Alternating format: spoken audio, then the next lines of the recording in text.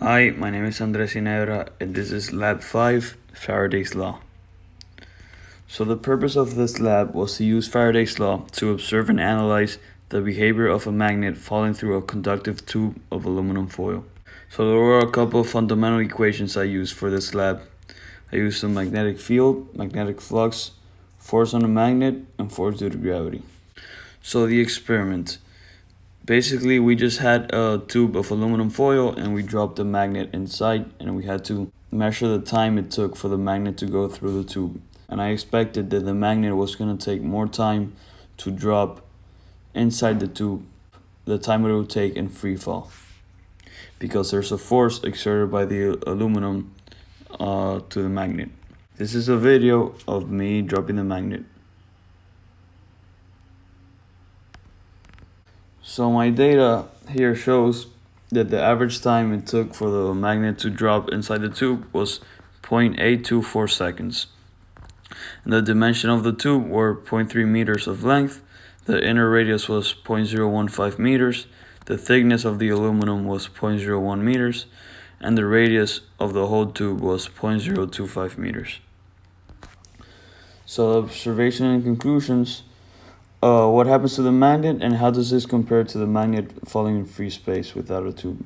So basically the magnet takes more time to drop inside the tube because there's a force exerted by the aluminum foil to the magnet, which is opposite to the force due to gravity.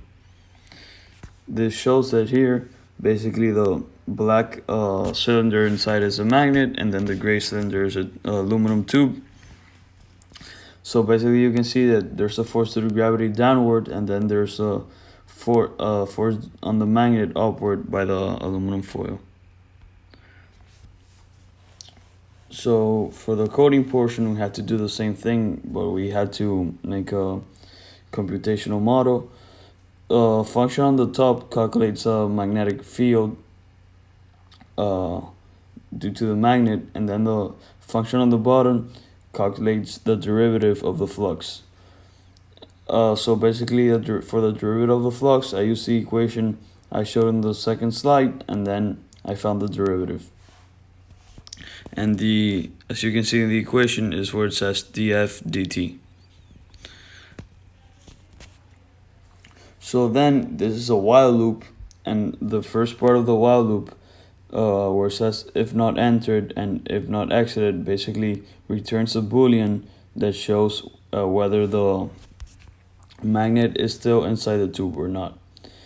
And then where it says for ring in tube, that's a for loop inside the while loop that calculates the flux by each ring, and then it also sets a color to the ring directly on top and directly on the bottom of the magnet. On the bottom right, you can see where we calculate the total force on the magnet, and then we continuously add it to a variable so that we can keep adding the different forces by each different ring. So basically here you can see the computational model. So on the left we have the aluminum tube at the beginning, and then on the right we have the aluminum tube at the end when the magnet is already outside of the tube. So basically the red ring is the one below the magnet, and the current is counterclockwise. And the blue ring is directly on top of the magnet and it has a clockwise current. Then you can see the graph of the velocity, and you can see that it took 10.934 seconds for it to completely drop. So what if the resistivity of the conductor were reduced as close as possible to zero? How would the dynamics of the falling magnet change? So this would make the magnet go down slower, because a smaller resistance would mean that there's a higher current, and the current is the factor that creates that upward force against the magnet. What if holes or slots were cut into the tube? How would this affect ring currents in your model?